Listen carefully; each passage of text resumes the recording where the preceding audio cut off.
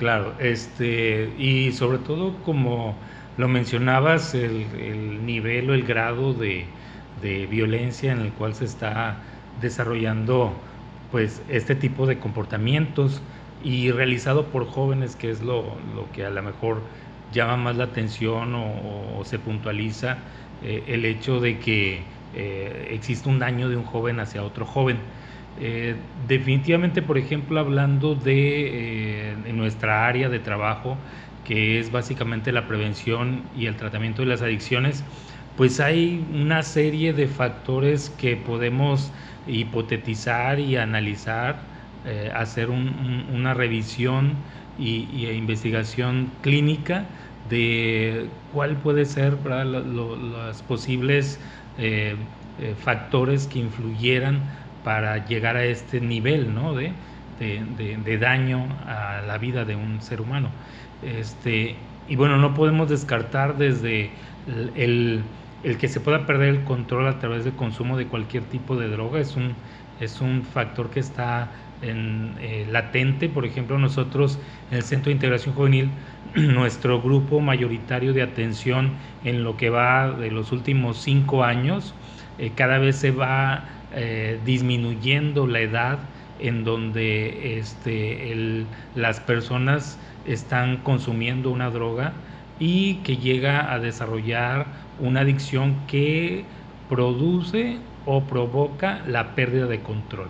¿Sí? El tipo de violencia en la que vimos, a la que caímos con este crimen, es impulsada en algún momento por alguna droga o su perfil psicológico ya está marcado para poder realizar ese tipo de acciones? Sí, mira, yo hablo de diferentes factores porque es lo que nosotros vemos día a día en la atención de pacientes.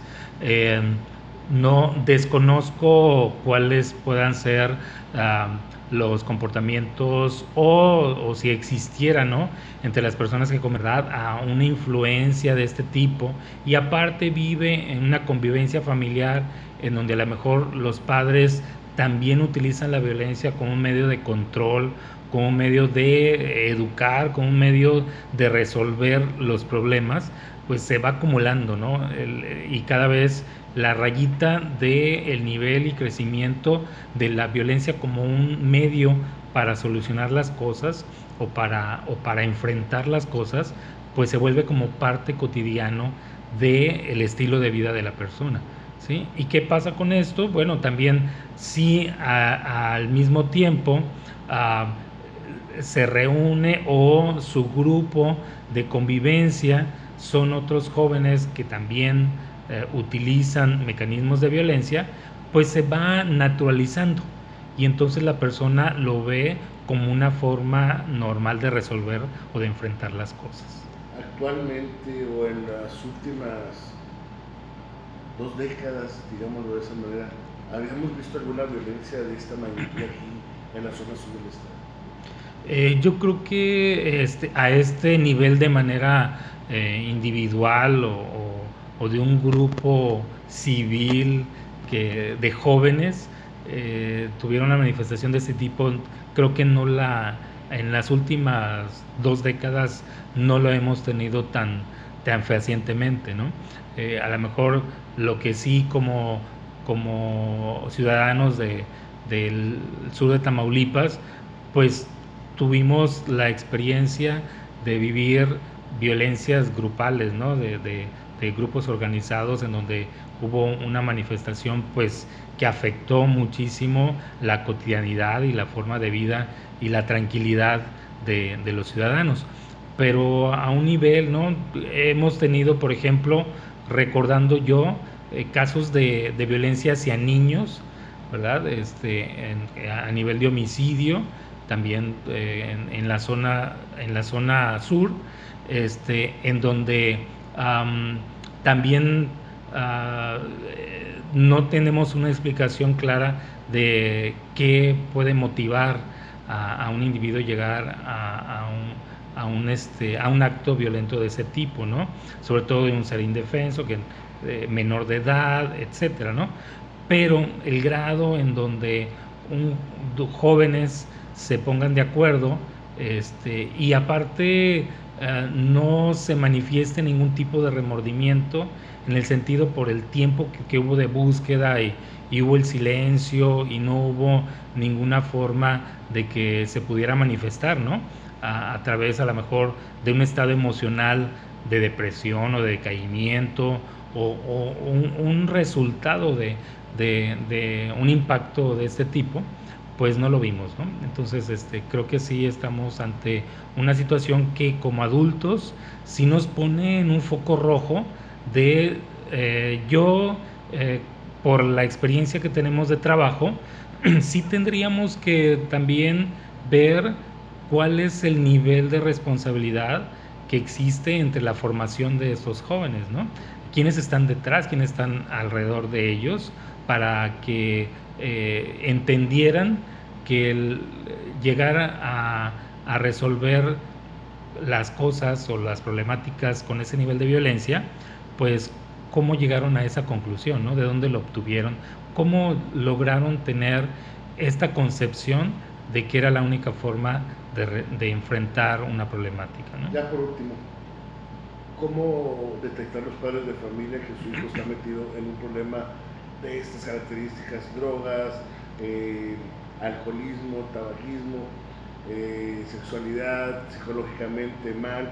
¿Cómo lo detectan? Algunos tips para detectarlo rápido.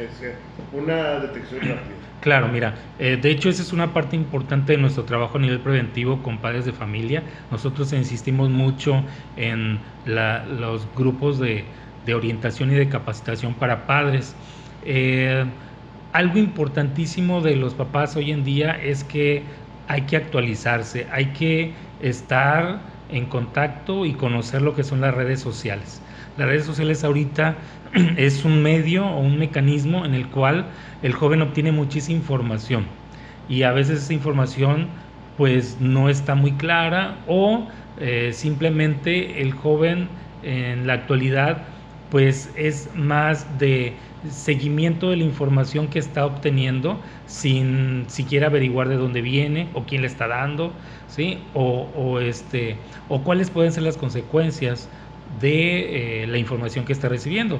Hablando de los retos, por ejemplo, que se manejan a través de las redes sociales. Los padres de familia tienen que estar supervisando, tienen que estar cercanos, tienen que conocer cuáles son los gustos, cuáles son las inquietudes, cuáles son las formas en cómo los jóvenes sus hijos se están divirtiendo, ¿no? O con quiénes se están contactando. Ahorita tenemos problemas de jóvenes que no aparecen o jóvenes que los familiares en un momento dado se dan cuenta o descubren el consumo de una droga cuando no se imaginaban que su hijo pudiera llegar a consumir. Y parte de esto tiene que ver porque el joven se contacta con otros individuos, que no podría decir si son jóvenes o adultos, pero que tienen una influencia a través de las redes sociales. Para el joven, entre más vistas o más likes tenga una actividad o un comportamiento o una frase, pues es más importante, le da un sentido a su propia alimentación egocéntrica, ¿no? De centralizarse y tener la atención ante algo. Entonces los papás deben de canalizar esa necesidad de atención hacia cubriéndose por parte de los padres de familia. Tienen que acercarse. A lo mejor es muy común escuchar entre los padres de familia que pues no hay tiempo, que hay mucho trabajo, que las situaciones a lo mejor económicas no son las adecuadas como para no utilizar el tiempo para trabajar, ¿no?